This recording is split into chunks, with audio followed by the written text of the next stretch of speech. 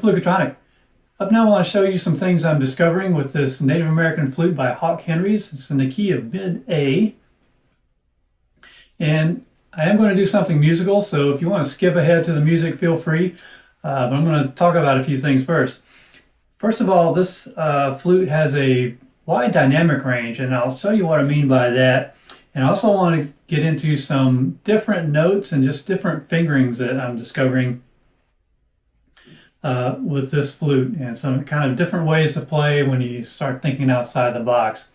So first of all, this flute has a very wide dynamic range, and what I mean by that is that you can play it certain notes very soft, and then with a slightly different fingering you can play them a lot louder.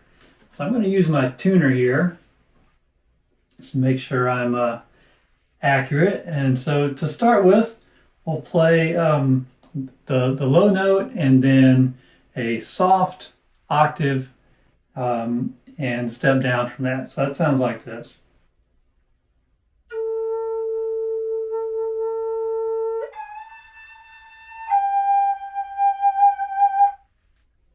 Okay, so that's the low A, and then jumping up to the octave A and the G right below it. And that is with the standard fingering. So just third finger down, and then 1 and 3 down. So that's your standard fingering. So like that, it's a very soft voice. But I can play louder like this.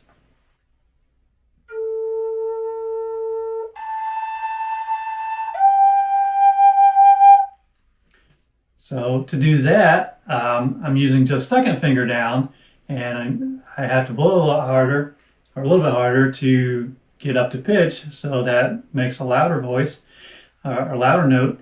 And on the other one, I'm blowing harder with the standard fingering, so to compensate for that, I put this finger down, which brings the pitch down. So overall consequences, I get a loud G that way. So just playing around with different fingerings, there are some different notes like that. And the other thing I'm discovering is just with weird fingerings, there are some kind of in-between notes that music theorists would call that microtonality. I'll give you an example of that. So normally, most of my flutes, if you keep all fingers down and try and overblow that, usually that will not get you an octave note. It'll get you something else. So let's see what happens when I do that on this flute.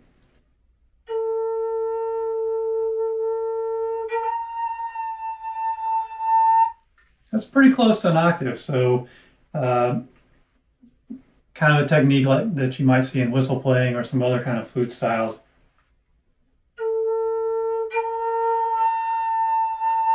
It's a little bit sharp, but it's still usable.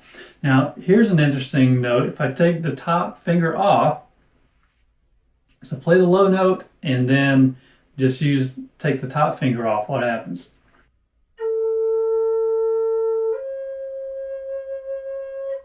What I get is a very sharp C note. So it's kind of between these two.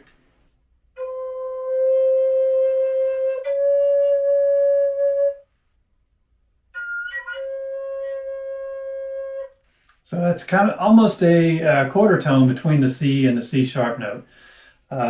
So there's things like that.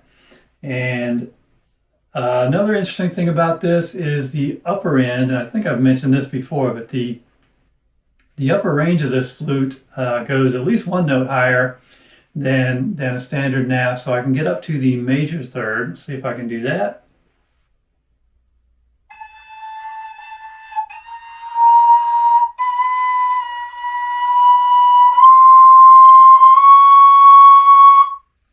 Yeah, so you can see that is very in tune, major third on the lower register, would sound like this. And that's pretty rare for Native American flutes to get there. But you can also get some extra higher harmonics. I'm not even sure what notes these are. I think but I'll show you.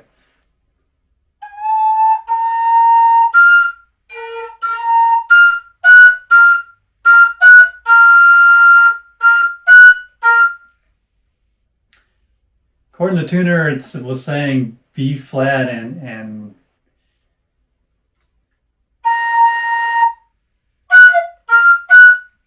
B. I think the tuner's lying. It's picking up some kind of a harmonic.